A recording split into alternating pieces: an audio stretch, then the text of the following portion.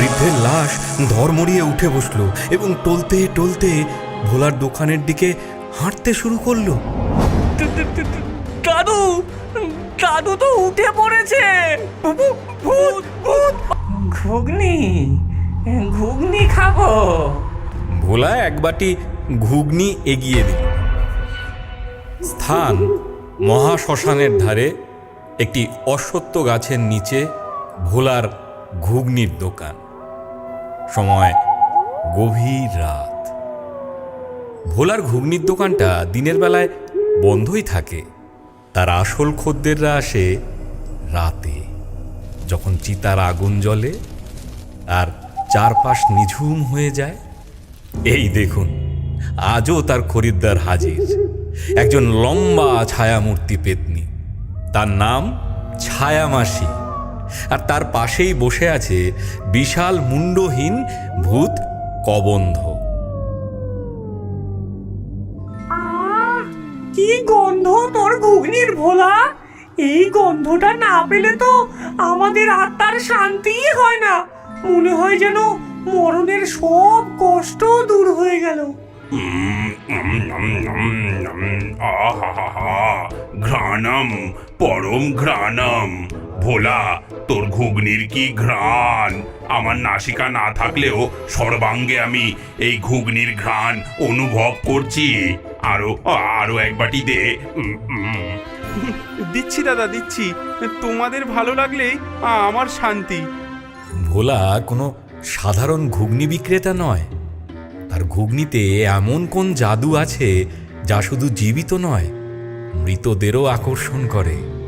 আর তার এই অদ্ভুত খদ্দেররাই তার দোকানের রক্ষক।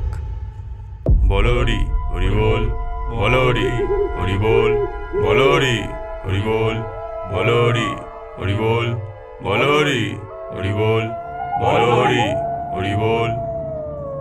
হরিবোল ধ্বনি তুলে একদল লোক একটি মৃতদেহ নিয়ে শ্মশানে ঢুকল। নিয়ম মতো তারা চিতার পাশে খাটিয়াটা নামিয়ে রেখে সৎকারের প্রস্তুতি নিতে লাগল। ঠিক তখনই ভোলার দোকান থেকে এক ঝলক সুন্দর ঘুগনির গন্ধ হাওয়ায় ভেসে এলো। খাটিয়ায় শোয়ানো বৃদ্ধের লাশটা হঠাৎ নড়ে উঠল।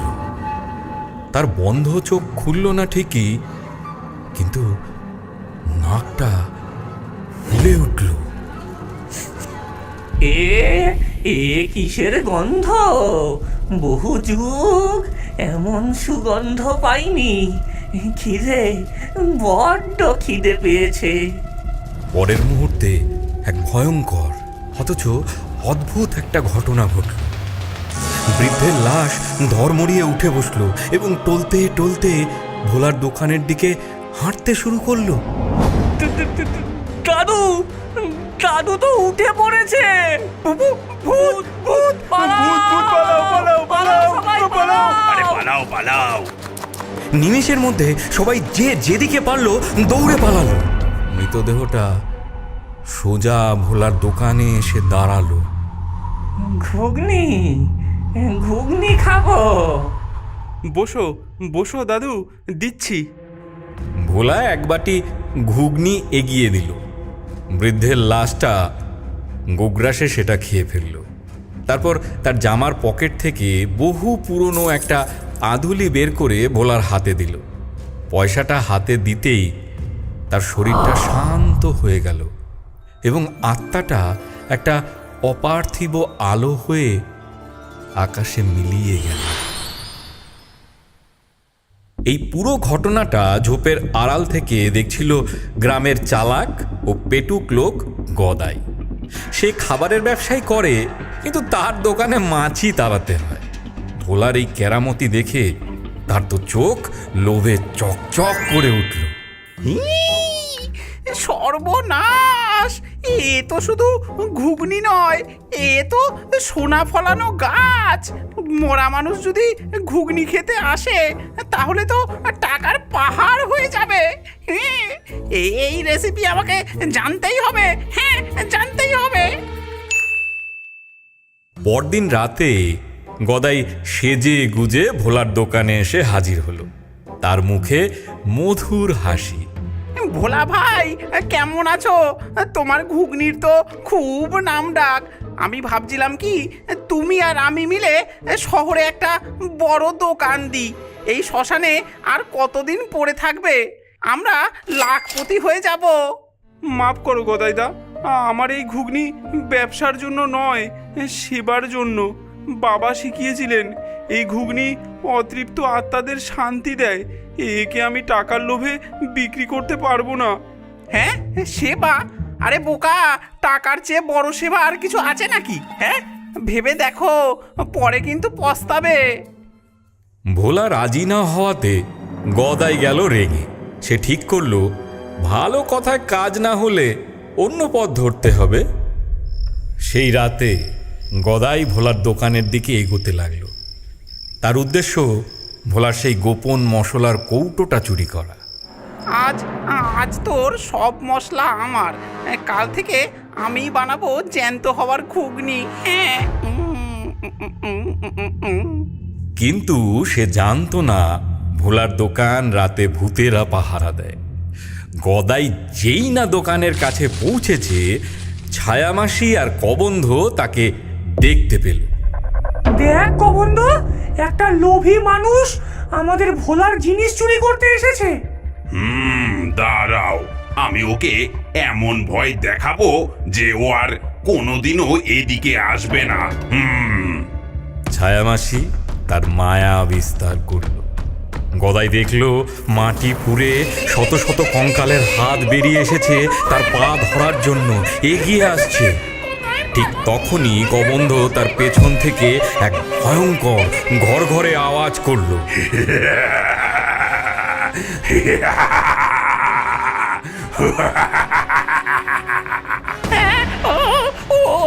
ওরে বাবা রে, ওরে বাবা রে, ও মা গো, ও বাবা গো, ভূত ভূত আমায় খেয়ে ফেললো গো। ওরে বাবা রে, ওরে বাবা রে। গদাই পড়ি কি মরি করে গ্রামের দিকে দিল দৌড়।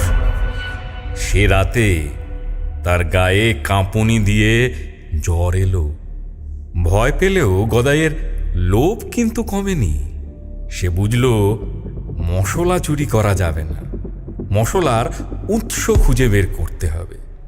সে পরদিন ভোরবেলা থেকে ভোলার ওপর নজর রাখতে শুরু করল। সে দেখল ভোলা দিনের আলো ফোটার আগে শ্মশানের সবচেয়ে পুরনো অংশের দিকে যাচ্ছে, যেখানে যেখানে ভয়ে কেউ যায় না। গদাই লুকিয়ে লুকিয়ে তার পিছু নিল। সে দেখল ভোলা একটা প্রাচীন সমাধির গা ঘেঁষে গজানো এক ধরনের লতা পাতা তুলছে। পাতাগুলো থেকে মৃদু নীলাভ আভা বেরোচ্ছে। এই তাহলে সেই জাদুলতা। যাক, এবার আমাকে আর পায় কে? আমিও এই লতা তুলে নিয়ে যাব। ভোলা চলে যেতেই গদাই এক ছুটে গিয়ে এক গাদা সেই লতা পাতা ছিঁড়ে নিজের ঝোলায় ভরল। সে যার নাম দিল শান্তিলতা। সেই রাতে এক অদ্ভুত দৃশ্য দেখা গেল। ভোলার দোকানের পাশেই গদাই একটা নতুন চকচকে দোকান খুলে বসেছে। তার ডেচকি থেকেও ঘুগনির গন্ধ বেরোচ্ছে। চলে আসুন, চলে আসুন, আসুন আসুন আসুন, আসল জাদুকরি ঘুগনি এখানে।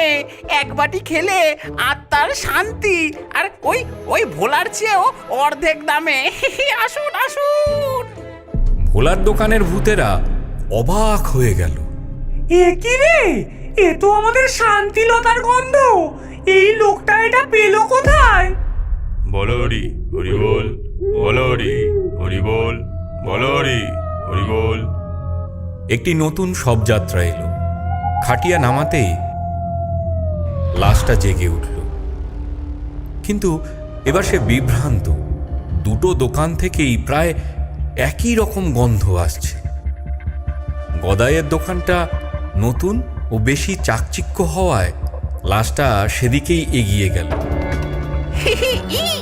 দেখেছিস ভোলা, তোর দিন শেষ, সব মোরা এবার আমার কাছেই খেতে আসবে। হ্যাঁ, আসুন আসুন আসুন। লাশটা গদাইয়ের ঘুগনি খেতেই এক ভয়ঙ্কর কাণ্ড ঘটল। তার আত্মা শান্তি তো পেলই না, উল্টে সে এক ক্রুদ্ধ শক্তিশালী ভূতে পরিণত হলো। কারণ গদাই জানতো না শান্তিলতার সাথে আর কি মেশাতে হয়।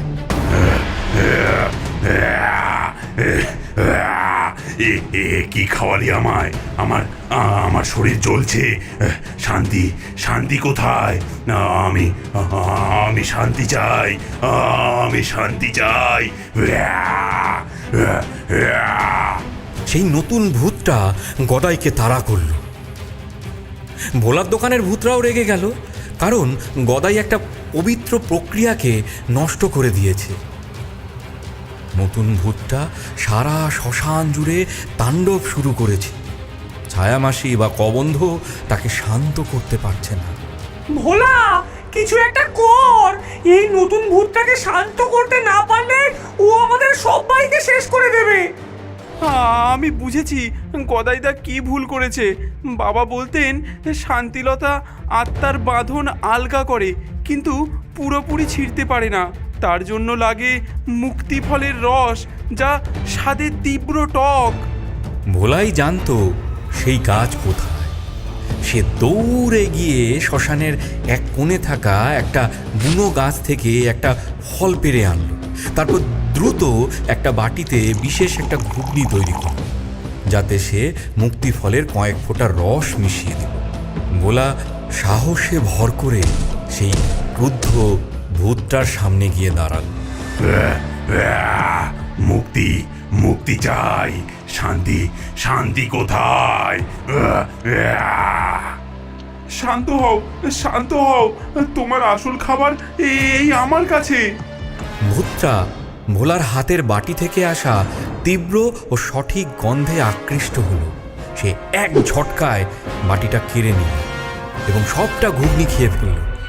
খাওয়ার সাথে সাথে তার রাগী মুখটা শান্ত হয়ে গেল। সে ভোলার দিকে কৃতজ্ঞ দৃষ্টিতে তাকিয়ে ধীরে ধীরে বাতাসে মিলিয়ে গেল।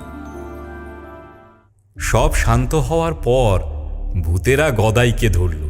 হ্যাঁ, তুই লোভের বসে একটা আত্মাকে কষ্ট দিয়েছিস, এর শাস্তি তোকে পেতেই হবে। যা, আজ থেকে 1 বছর তুই যাই খাবি, তোর মুখে সব শ্মশানের ছাইয়ের মতো লাগবে। এটাই তোর শাস্তি।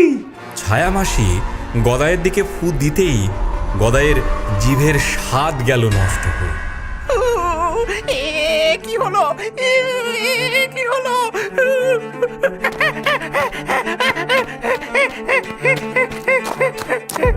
গদাই কাঁদতে কাঁদতে সেখান থেকে পালালো। ভোলা আগের মতোই তার দোকান চালাতে লাগলো। সে হয়তো গরিবই রইল, কিন্তু সে জানতো কিছু কাজ টাকা দিয়ে মাপা যায় না। তার কাছে অতৃপ্ত আত্মাদের শান্তি দেওয়াই ছিল সবচেয়ে বড় পুরস্কার।